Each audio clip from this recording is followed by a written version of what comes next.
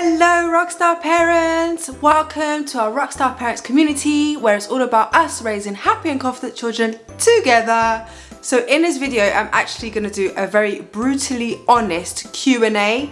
I'm going to answer 8 specific questions that I think you're going to find relatable and useful, and they are questions that I commonly get asked. So I've literally got them on my phone. I'm going to answer them off the cuff as honestly as possible. I haven't practiced this or anything.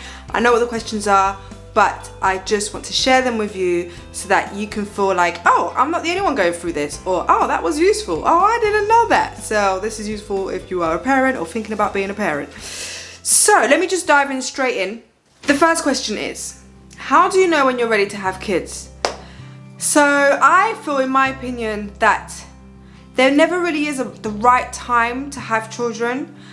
In the beginning, I was very I was resisting having a child for a long time. I think from the age of 25, 26, my husband started asking, so when should we have a child? No pressure from him, but he was just letting me know that he was ready, and that whenever my time came to be ready, I could, he's on board. But I always knew on the back of my mind that at the age of 29, I wanted my first child.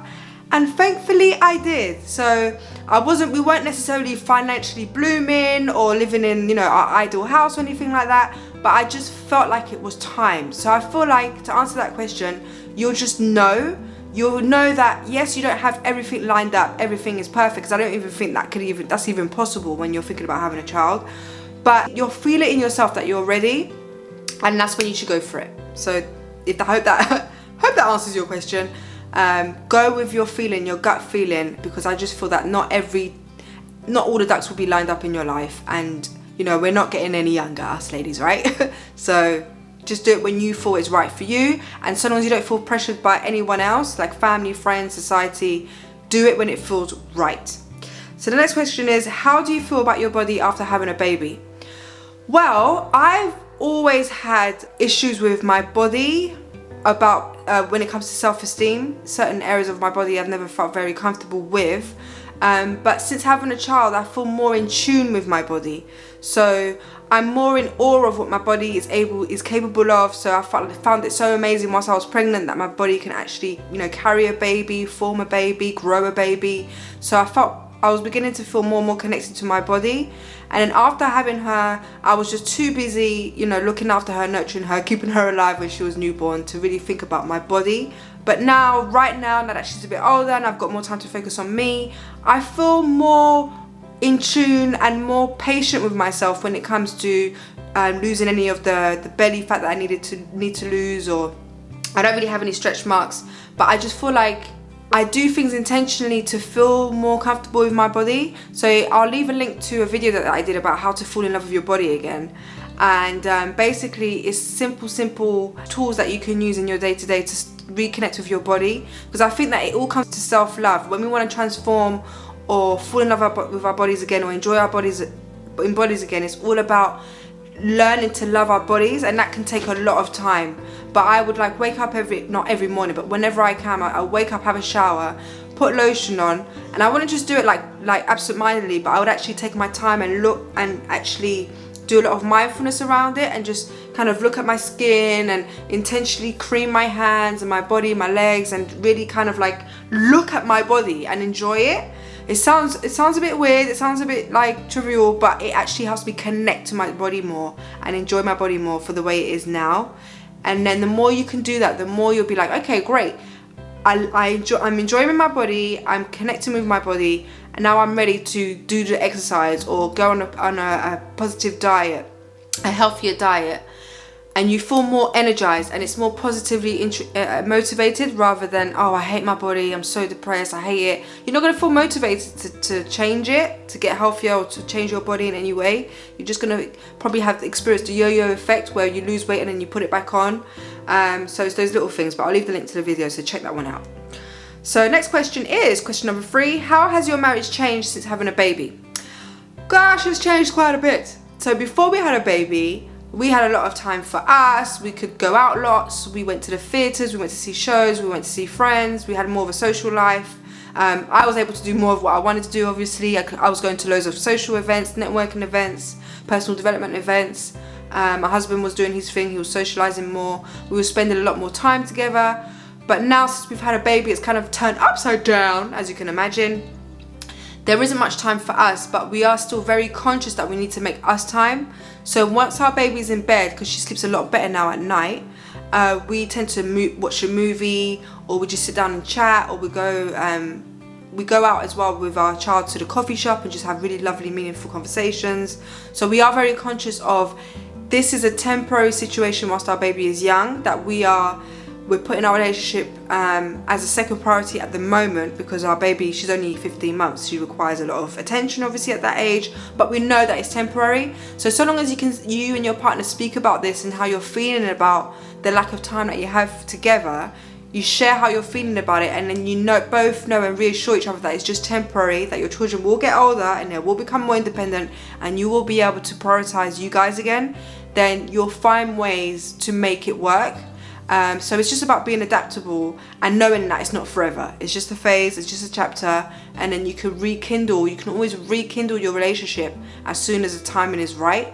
But whilst we're waiting for that, we do little things, like on the weekends we watch movies together, like I mentioned, and we do things together. And then we are going to consciously have a friend or a loved one babysit so that we can actually go on a date, because we haven't done that since she's been born. So that is due up very soon.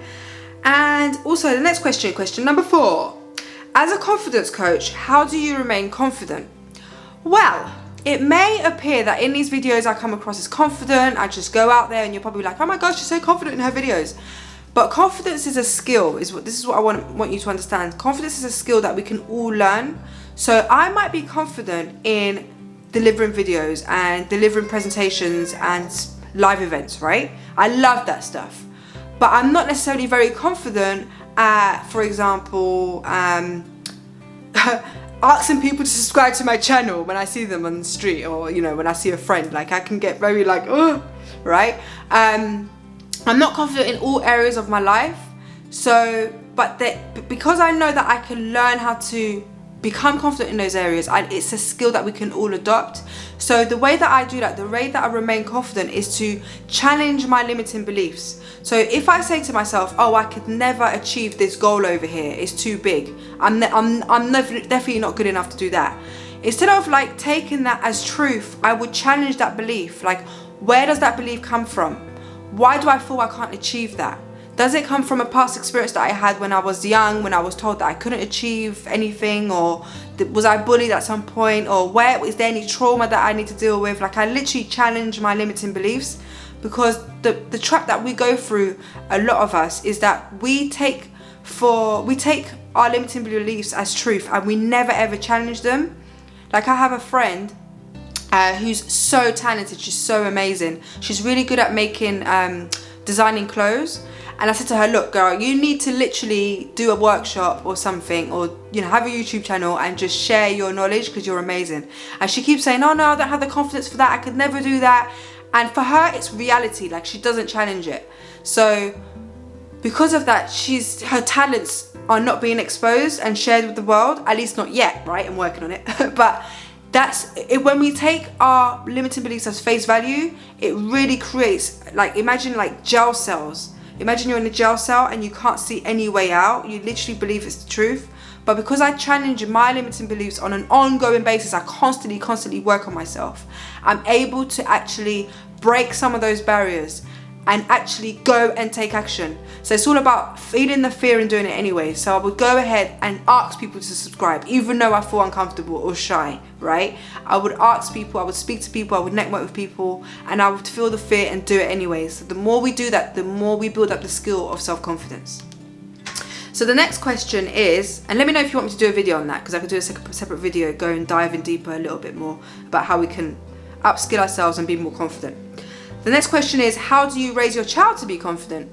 So the best tool that we're using, me and my husband, to help our child be confident, to help her have healthy self-esteem, is for us to be the best role models that we can be. So instead of really kind of teaching her how to be confident, it's more sort of, because we know she's watching us, and she's picking up on our behaviors more than anything else, right? We know this. So we're trying to be the best versions of ourselves, knowing that she's going to be taking it in and copying us, and I feel that's the best way for her to learn.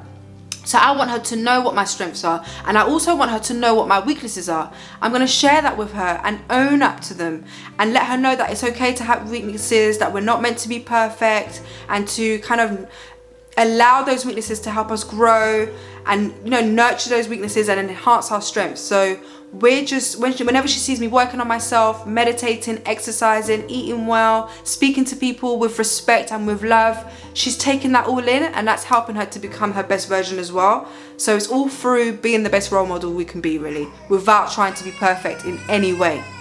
So question number 6. What's your biggest tip when it comes to parenting? I think the biggest tip I have is that the struggles or the specific kind of difficult events that happen within our lives with our child is a phase. So, and I think it continues on all the way up to from our baby being newborn all the way up to adulthood. So through, you know, the teething, the terrible twos, the sleep regression, all of those are phases. So even though we can get so caught up on them and feel like it's never going to end, we need to remind ourselves in the back of our mind and encourage ourselves and remind ourselves that it is a phase, and it is going to stop, and we are going to be able to push past it. Just kind of think of it as the different seasons. You know, we've got the winter, we've got summer, we've got autumn, spring. They always come and go, and they always rotate. So know that it's a phase, and that you will be able to overcome it and push through it, and your child's going to develop through it as well, and you're both going through the journey together. So rather than feeling like it's almost like a battle between you and your child, know that you're going through it together and do it as a team, and that will just keep you a lot more sane, help you to feel more in control and enjoy parenting more. So this is what I tell myself as well. I try not to label her different developmental stages, like the terrible twos. I don't even think I'm going to use it. I'm just going to like support her with it, be there with her, and know that it's just a phase, and and look forward to them, really, rather than feel scared about them. So the way that I look forward to them is to actually study what's going on with her, you know, do the research, try and get informed, and then listen to her cues and respond to her, because every single child is different, right? So once I can meet her needs as soon as I can, it makes the whole journey, the whole phase easier to manage. So yeah, biggest tip for me is know and remember that every stage, developmental stage, no matter how hard it is just a phase, and it will stop. It will transform into something beautiful at the end of it. All right, and the next question, number 7, is will you have another child? Yes, if the universe allows it, we do want another child. I do want my child to have a sibling. I reckon we're just gonna have 2 children. I would love 3, but you know, children are expensive, you know. So I reckon 2 children would be amazing. She's now 15, she's almost 16 months now. So we're thinking when she's about 2.5, we'll start thinking about having another one. So that is the plan. And the last question, this one's a funny one. Where's the weirdest place you have breastfed? Okay, here it goes. The weirdest place I have breastfed is on the toilet. Oh yes. And if this has not happened to you as a breastfeeding mama, then good for you. I don't know how you managed it. But unless this was so I could avoid a screaming baby, and this tends to happen when I'm by myself and I really need the toilet and she's screaming because she wants milk. So that's happened a couple of times. Not really hygienic, but hey, we have a very clean bathroom. So yeah, come on, not gonna lie. I think I even posted on YouTube, there was a wonderful picture of a mum literally naked on the toilet, her baby naked on the toilet as if they just finished having a bath, and she's breastfeeding. So I think it's just real life talk here, real life mums, nothing edited here. I told you I'd be brutally honest. I've breastfed on the toilet. When nature calls, nature calls. Anyways, I hope those questions help. Let me know if you've got any questions to tickle your, your curiosity. Let me know if you've got any questions, leave them in the comments below and I'll answer them. And if there's any types of videos like this or any other videos that you would like me to do, let me know. I'm really all about creating a community where we raise happy and confident children together. So if that's all about you as well, then definitely subscribe so I would love to for you to join a community and you can stay up to date with the videos that I post every Monday and Friday.